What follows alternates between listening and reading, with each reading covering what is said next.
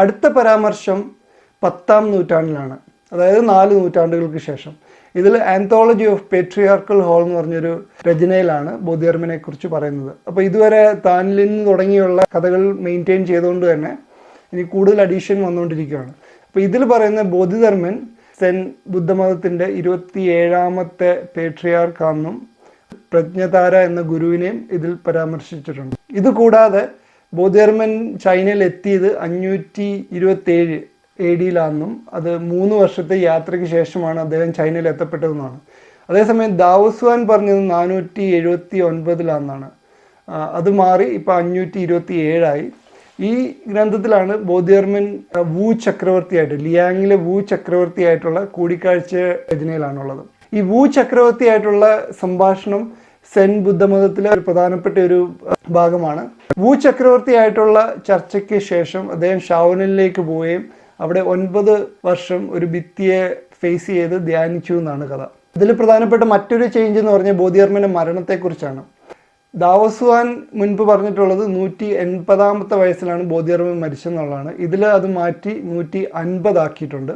അതുകൂടാതെ അദ്ദേഹത്തിനെ അടക്കിയത് ഷ്യോങ് എന്ന് പറഞ്ഞൊരു മലയിലാണെന്നും പിന്നീട് ഒരു സോങ് യുൻ എന്ന് പറഞ്ഞൊരു ഗവൺമെൻറ് ഒഫീഷ്യൽ സിൽക്ക് റോഡിലൂടെ ചൈനയിലേക്ക് തിരിച്ചു വന്നുകൊണ്ടിരുന്ന സമയത്ത് പമീർ മൗണ്ടനിൽ ബോധിധർമ്മൻ ഒരു ചെരുപ്പുമായിട്ട് നടന്നു പോകുന്ന കണ്ടു എന്നുമാണ് പറയുന്നത്. അപ്പോൾ ഈ സോങ് യുൻ തിരിച്ച് നാട്ടിലെത്തിയതിന് ശേഷം ഈ ബോധിധർമ്മൻ്റെ ശവക്കല്ലറ തുറന്നപ്പോൾ അതിലൊരു ഷൂ മാത്രം കിടന്നു എന്നുള്ള കഥ ഇവിടം തൊട്ടാണ് തുടങ്ങുന്നത്. ബോധിധർമ്മനെക്കുറിച്ചുള്ള കൂടുതൽ ഡീറ്റെയിൽസ് ഇനി ആഡ് ചെയ്യുന്നത് 11-ാം നൂറ്റാണ്ടിലാണ്, അതായത് 5 നൂറ്റാണ്ടുകൾക്ക് ശേഷം. ദാവോ യുവാൻ 11-ാം നൂറ്റാണ്ടിൽ എഴുതിയ ട്രാൻസ്മിഷൻ ഓഫ് ദ ലാംപ് ആണ് ഈ രചന. ഇതിൽ ബോധിധർമ്മൻ്റെ ഒറിജിനൽ പേര് ബോധിതാര ആയിരുന്നുവെന്നും ബോധിധർമ്മൻ്റെ ഗുരുവായ പ്രജ്ഞതാര പേര് മാറ്റി ബോധിധർമ്മൻ എന്നാക്കിയതാണെന്നും ഈ ഗ്രന്ഥത്തിലാണ് നമുക്ക് കാണാൻ കഴിയുന്നത്. സെൻ ബുദ്ധമതത്തിൻ്റെ 28ാമത്തെ പേട്രിയാർക്കാണ് ബോധിധർമ്മൻ എന്ന് ഇതിനു മുൻപുള്ള രചനയിൽ അവർ ആഡ് ചെയ്തിരുന്നു. പക്ഷേ ഈ 28 പേരുടെയും പേരുകൾ ലിസ്റ്റ് ചെയ്തേക്കുന്നത് ഈ ട്രാൻസ്മിഷൻ ഓഫ് ദ ലാംപ് എന്ന രചനയിലാണ്. ഇതിൽ ബുദ്ധന് ശേഷം മഹാകശ്യപനെന്നും അതിനുശേഷം ആനന്ദനും അങ്ങനെ വന്നു, പ്രജ്ഞതാരയും ബോധിധർമ്മനും. അപ്പോൾ ഈ ലിസ്റ്റ് 11-ാം നൂറ്റാണ്ടായപ്പോഴത്തേക്കാണ് പുതുതായിട്ട് ആഡ് ചെയ്തത്. ഇതിൻ്റെ കാരണമായിട്ട് പല ചരിത്രകാരന്മാർ പറയുന്നത് 11-ാം നൂറ്റാണ്ടൊക്കെ ആയപ്പോഴും സെന്ന് ശരിക്കും കൊണ്ട് വളരാനും പ്രചരിക്കാനും തുടങ്ങി. അപ്പം മറ്റ് ബുദ്ധമത ബ്രാഞ്ചിലുള്ള ആൾക്കാർ ഇവരുടെ ആധികാരികതയെ ചോദ്യം ചെയ്ത്, അപ്പോൾ അത് മാറ്റാൻ വേണ്ടിയാണ് ഈ ബോധിധർമ്മൻ്റെ കഥയിലേക്ക് ഈ 28 പേരുടെയും പേരുകളും കൂടെ ആഡ് ചെയ്തത്. ഇങ്ങനെ കഥകളിലുള്ള പുതിയ അഡീഷൻസ് അല്ലെങ്കിൽ ചെറിയ ചേഞ്ചസ് ഇത് ബോധിധർമ്മൻ്റെ കഥയിൽ മാത്രമല്ല, ബോധിധർമ്മൻ്റെ ഇപ്പം ശിഷ്യന്മാരായിട്ടുള്ള ഹുയിക്കെ അല്ലെങ്കിൽ താൻലിൻ ഇവരുടെ എല്ലാം കഥയിലും ഇങ്ങനെയുള്ള മാറ്റങ്ങൾ ഓരോ കാലഘട്ടത്തിലും ആഡ് ചെയ്യപ്പെടുകയോ അല്ലെങ്കിൽ മാറ്റപ്പെടുകയും ചെയ്യുന്നുണ്ട്.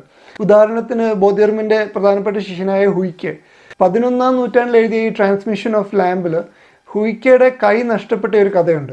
അതായത് ഹുയിക്കെ ബോധിധർമ്മൻ്റെ അടുത്ത് പഠിക്കാനായിട്ട് വരുമ്പോഴത്തേക്ക് ആദ്യം ശിഷ്യനായിട്ട് സ്വീകരിക്കുന്നില്ല. അപ്പം ഗുരുവിനെ പ്രീതിപ്പെടുത്താൻ വേണ്ടി ഹുയിക്കെ തൻ്റെ ഇടത് കൈ വെട്ടിമുറിച്ചു എന്നുള്ള കഥയാണ്. അത് സെൻ മതത്തിൽ വളരെ പ്രധാനപ്പെട്ട ഒരു കഥയാണ്. അതൊരു ഗുരുവിനോടുള്ള ഒരു കമ്മിറ്റ്മെൻറ്റും അല്ലെങ്കിൽ ആ ഗുരുഭക്തിയുടെയൊക്കെ പ്രതീകമായിട്ട് ഇന്നും സെൻ സന്യാസിമാരെല്ലാം വളരെയധികം ആദരവോടുകൂടി പറയുന്ന കഥയാണ് ഇതൊക്കെ. അപ്പോൾ ഇത് പിന്നെ പല സെൻ പെയിൻറ്റിങ്ങുകളുടെ ഒരു തീമായിട്ടും വരാറുണ്ട്. അപ്പോൾ ഇതിൻ്റെ ഒരു പ്രശ്നം എന്താണെന്ന് പറഞ്ഞു കഴിഞ്ഞാൽ ചരിത്രകാരന്മാരെ സംബന്ധിച്ചോളം ഈ 11-ാം നൂറ്റാണ്ടിലുണ്ടായ ഈ കഥ 7-ാം നൂറ്റാണ്ടിൽ ദാവോ യുവാൻ പറഞ്ഞ കഥയായിട്ട് വളരെ വ്യത്യാസമാണ്.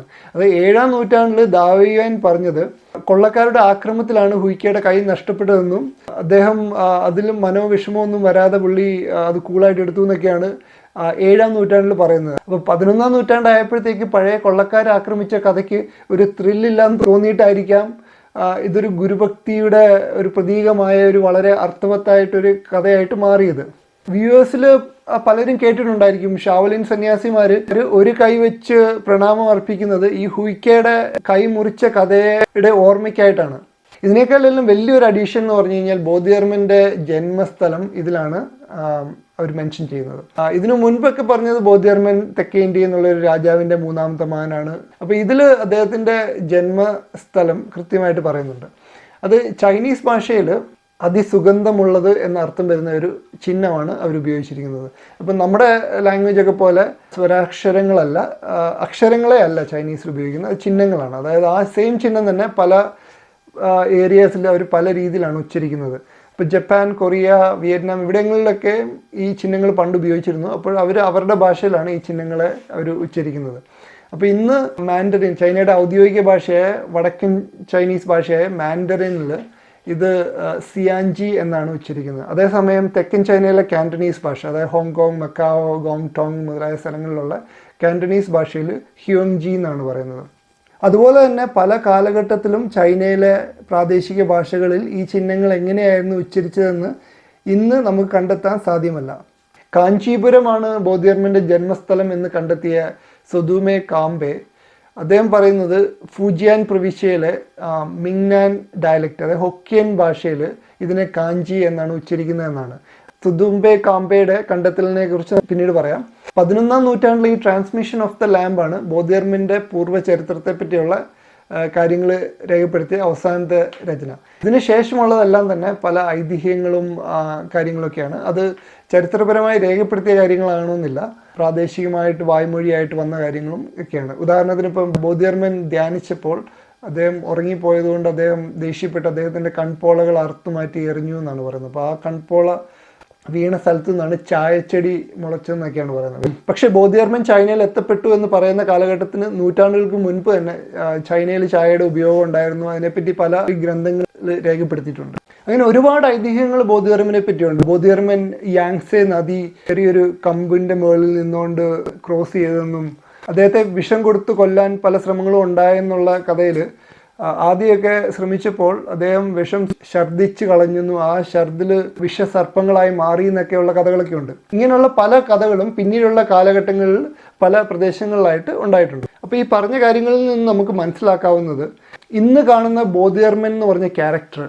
അപ്പോൾ ഇങ്ങനെ പല നൂറ്റാണ്ടുകളായിട്ട് ഓരോ വരികളും ആഡ് ചെയ്ത് ഉണ്ടാക്കിയ ഒരു കഥാപാത്രമാണ്.